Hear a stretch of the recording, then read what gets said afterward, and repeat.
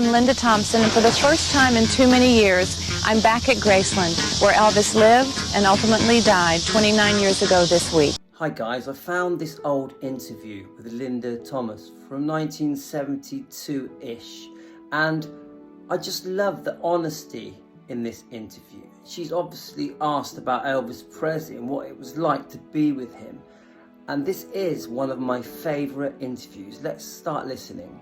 Did you have any special difficulty in dating Elvis? How did it affect you? Not really, no. It seemed very right and very natural. When you love someone, they suddenly, it wasn't Elvis on the marquee anymore. It was Elvis with a little E. And the very beautiful Linda Thompson, who's looking her best, talks about how natural their love was, and that once they had fallen in love, it didn't matter who he was. She loved the person. He's just a human soul that I happen to love. What were dates with Elvis like? Dates with Elvis consisted of riding golf carts around Graceland, or riding motorcycles or three-wheelers, or going to movies that he had rented out. He would rent an entire theater out and show movies all night. And this is how Linda Thompson met Elvis. She was invited to a private screening in a cinema with Elvis. She was 22 years old. There's even a movie based on their story, how they met each other and about their relationship. And he enjoyed going roller skating occasionally. He would rent the fairgrounds out and ride the roller coaster 15 times in a row, that sort of thing. I never knew that Elvis liked roller skating. We all know that Elvis loved the fairground, and his favourite ride was the Zippin' Pippin roller coaster. This fairground eventually became known as Liberty Land. Let's keep listening. That he would never ever go anywhere in disguise or try to No, incognito. Yeah. Because he had his own walk, he had his own stance. There was no way that he could really disguise who he was. And it's very well known that Elvis was mobbed wherever he went. And she's right. You could tell Elvis from a mile away because of how he walked and moved and just generally his energy that he gave off. We all knew it was Elvis.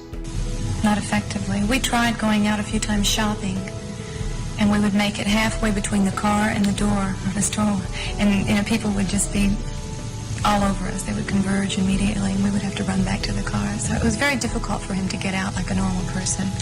And I know that Elvis eventually grew tired of this, and he just wanted to live a normal life and do normal things. So this was very frustrating for him.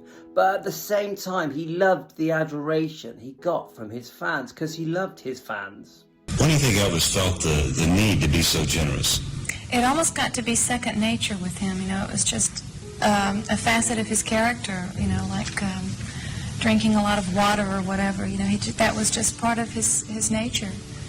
And it was really astounding if you just sat back and pondered for a few moments about the extent of his generosity. It was incredible. And I actually think Elvis Presley was the most generous man that ever lived. I've seen loads of interviews, and the way he would just give things away to complete strangers as well as friends and family was phenomenal.